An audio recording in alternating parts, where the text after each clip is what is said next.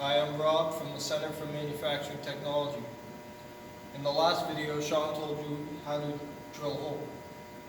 This video, I'm going to show you how to use an automatic tapping head, which is already in the machine. The automatic tapping head is more efficient on allowing you to do multiple holes without swapping from forward to backwards in rotation.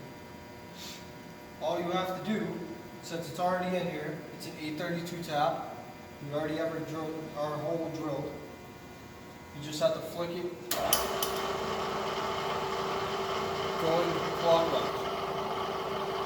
Now I'm just going to apply my oil. And I'm going to slowly go down until I catch the hole. As soon as I catch the hole, the tapping head is going to allow it to automatically go in.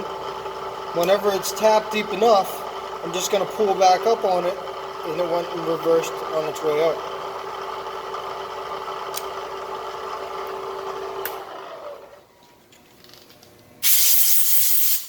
Now, as you see, we have clean threads all the way down to the bottom. That is how you use an automatic tapping head. Thank you for watching.